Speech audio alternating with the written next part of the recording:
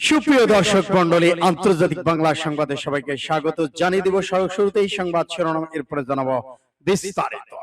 Hezbollah ড্রোনে আতঙ্ক, ইহুদিবাদীরা, Netanyahu এখন ল্যাংড়া হাঁস মারবির ঘোষণা। আরো জানিয়ে দিব, জাতীয় ঐক্যের ডাক দিলেন ইরানের সর্বোচ্চ নেতা মোস্তফা খামেনি।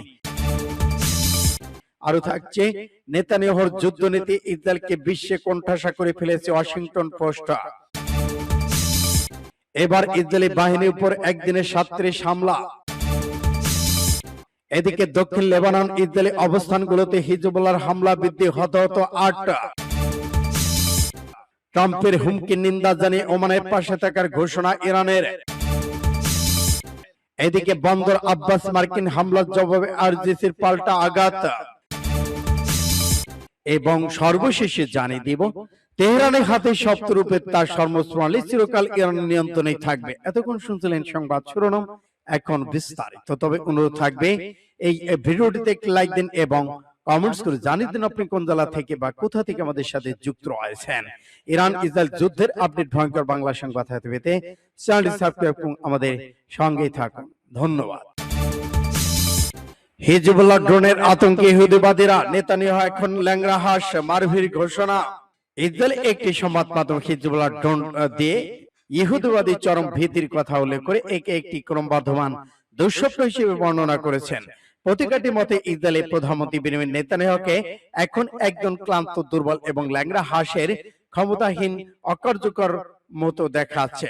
পাঁচটি বড় দিয়ে ইরানি সংবাদ মাধ্যম সংস্থা ইরনা জানিয়েছে, ইসরায়েলি সংবাদপত্র মারভি লিখেছে, প্রধানমন্ত্রী বেনিয়ামিন নেতানিয়াহু অধিকৃত ফিলিস্তিনের উত্তরাঞ্চলের উপর নিয়ন্ত্রণ হারাচ্ছে।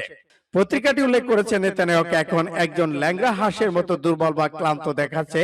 তারা আরো যোগ করেছেন, লেবানন থেকে আসা এই দুঃস্বপ্ন ক্রমাগত ছড়িয়ে পড়েছে এবং খুব শীঘ্রই এই ড্রোনগুলো পশ্চিম তীর, গাজা এবং অন্যান্য যে কোনো স্থানে হাজির হতে পারে।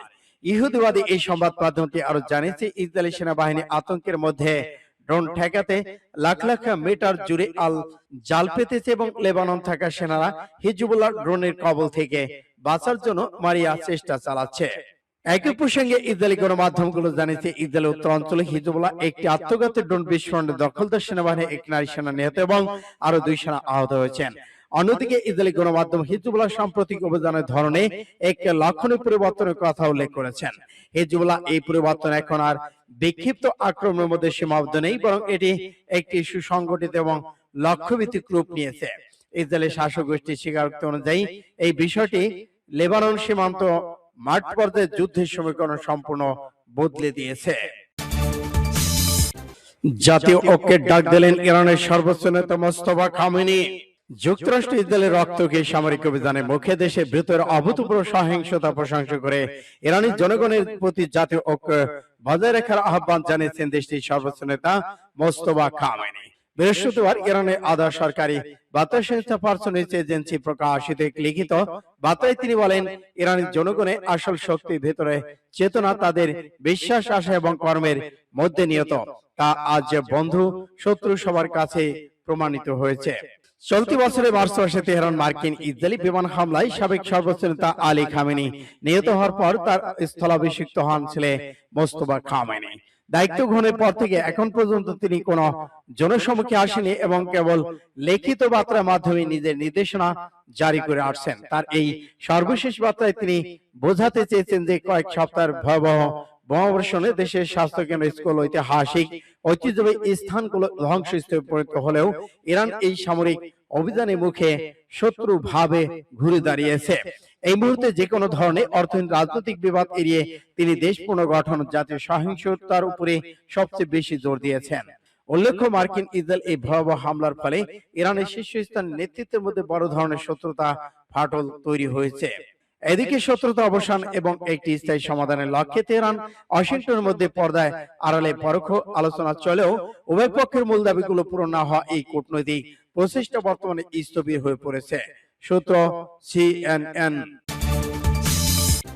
নেতানিয়াহুকে যুদ্ধনীতির ইসরায়েলকে বিশ্বে কোণঠাসা করে ফেলেছে ওয়াশিংটন পোস্ট।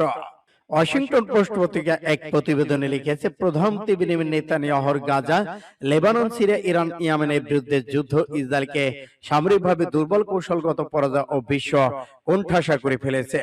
পাঁচটি জানিয়েছে ওয়াশিংটন পোস্ট। এই প্রতিবেদন জোর দিয়ে বলেছে 2023 সালের 7 অক্টোবর এর পর নেতানিয়াহু সীমিত হামলায় নীতি থেকে সরে এসেছে এবং একের পর এক যুদ্ধ মাধ্যম পশ্চিম এশিয়ার মানচিত্র নতুন করে সাজানোর চেষ্টা করেছে, কিন্তু এই পান্থা তার ঘোষিত লক্ষ্য অর্জনে শুধু যে ব্যর্থ হয়েছে তাই নয়, একই সাথে ইসরায়েল প্রতি বৈশ্বিক সমর্থন মারাত্মকভাবে কমে গেছে। প্রতিবেদনে আরো বলা হয়েছে ইরানের শান্তিপূর্ণ পারমাণবিক কর্মসূচি ধ্বংস বা শাসন ব্যবস্থার পতন সহ নেতানিয়াহুর লক্ষ্যবস্তু ব্যর্থ হয়েছে এবং এর জবাবে তেহরান হরমুজ প্রণালী নিয়ন্ত্রণ করে শক্ত প্রক্রিয়া দেখিয়েছে। প্রতিবেদন অনুসারে ইসরায়েল শাসন ব্যবস্থা এখন বিপজ্জনকভাবে মার্কিন সামরিক সমর্থনের উপর নির্ভরশীল হয়ে পড়েছে। অন্যদিকে যুক্তরাষ্ট্র অভ্যন্তরীণ সরকারের জনপ্রিয়তার ইসরায়েলি বাহিনীর উপর একদিনে 37 হামলা। লেবাননের সশস্ত্র গোষ্ঠী হিজবুল্লাহ দাবি করেছে দক্ষিণ লেবাননে অবস্থানরত ইসরায়েলি প্রতিরক্ষা বাহিনীর উপর তারা একদিনে 37টি সামরিক অভিযান পরিচালনা করেছেন। গোষ্ঠীটি বিবৃতিতে বলা হয়, দক্ষিণ লেবানন বিভিন্ন এলাকায় ইসরায়েলি সেনা সামরিক যান প্রকৌশল সরঞ্জামকে লক্ষ্য করে এসব হামলা চালানো হয়েছে। বিশেষ করে জাউরান আল শারকিয়া এবং উদাইদেহ এবং নাকর দেবেল রব আল থানামিল এলাকায় আশপাশে হামলার কথা উল্লেখ করা হয়। খবর আল জাজিরার। হিজবুল্লাহ দাবি অনুযায়ী এসব অভিযানের মধ্যে জাউরান আল শারাকিয়া এলাকায় কাছাকাছি অবস্থান থেকে সংঘর্ষ, একাধিক এমের কাভার ট্যাঙ্ক এবং আয়রন ডোম প্রতিরক্ষা ব্যবস্থা একটি প্ল্যাটফর্মকে লক্ষ্য করে হামলা গ্যালিলো অঞ্চলে ইসরায়েলি অবস্থানে ড্রোন হামলা করা হয়েছে। এদিকে দক্ষিণ লেবানন বিভিন্ন এলাকায় নতুন করে ইসরায়েলি বিমান হামলায় অন্তত 31 জন নিহত হয়েছে বলে জানিয়েছে দেশটির স্বাস্থ্য মন্ত্রণালয়।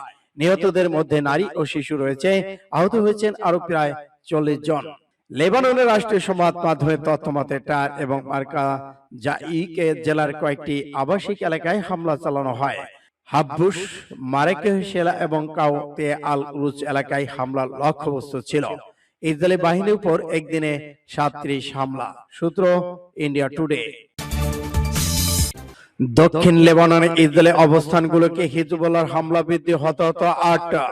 দক্ষিণ লেবাননে ইসরায়েলি বাহিনী অপরাধমূলক তৎপরতা বৃদ্ধির পাশাপাশি হিজবুল্লাহ দখলদার বাহিনীর সেনা অবস্থান, সামরিক সরঞ্জাম, সেনা সমাবেশ এবং আয়রন ডোম প্রতিরক্ষা ব্যবস্থার বিরুদ্ধে তাদের অভিযান জোরদার করেছে। ইরানের রাষ্ট্রীয় সংবাদ মাধ্যম আরজিসির বরাদ্দে পাঁচটি আরো জানিয়েছে হিজবুল্লাহ এক বিবৃতিতে বলেছে তারা আবাবিল ড্রোন ব্যবহার করে পশ্চিম আল জালিল ঘাঁটি ইসরায়েলি সেনাবাহিনী একটি প্রকৌশল যানকে লক্ষ্যবস্তু করেছে।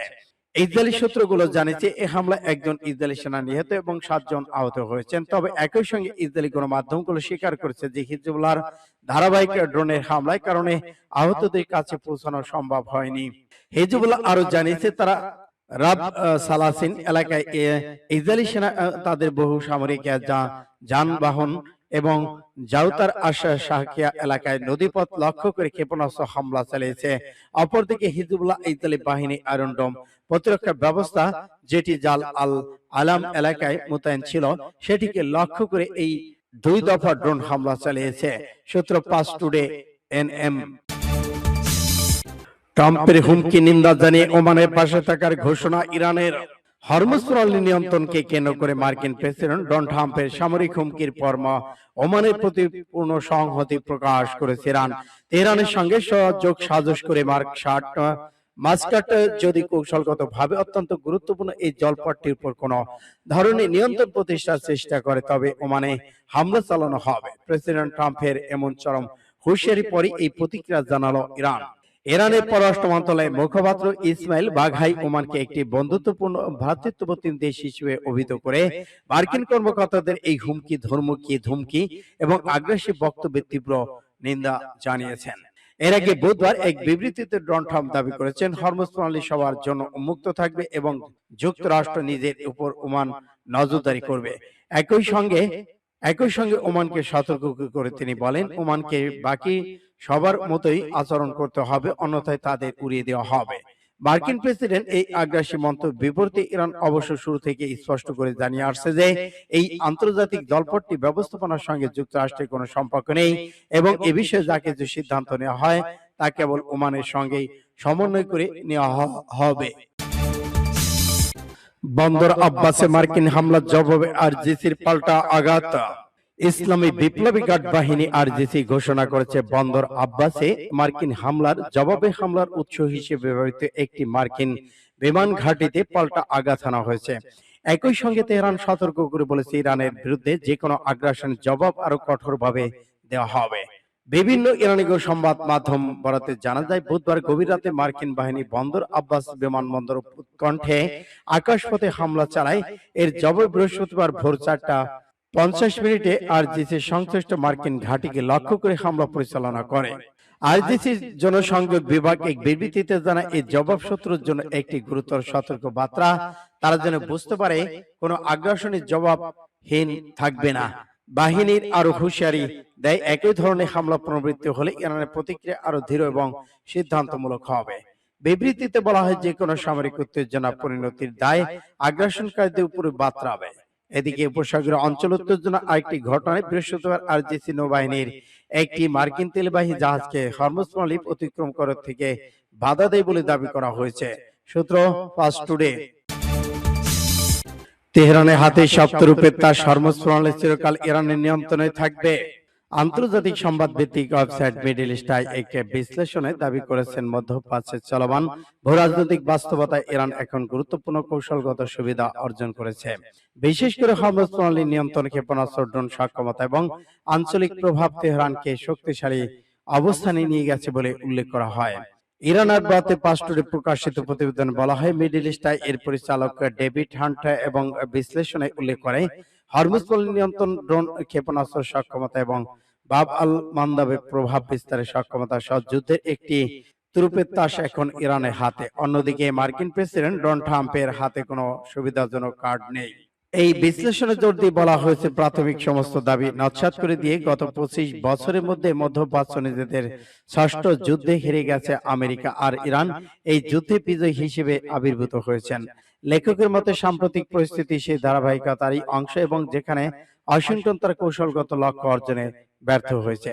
প্রতিবেদনে ইসরায়েলের প্রধানমন্ত্রী বেনিয়ামিন নেতানিয়াহু এবং মোসাদের কর্তৃত্বের নেতৃত্বের সমালোচনা করে বলা হয় তারা ইরানের রাজনৈতিক কাঠামোকে অতিমাত্রায় দুর্বল হিসেবে উপস্থাপন করেছিল। এর ফলে যুক্তরাষ্ট্রের নীতি নির্ধারণ ভুল মূল্যায়ন তৈরি হয়েছিল বলে মন্তব্য করা হয়।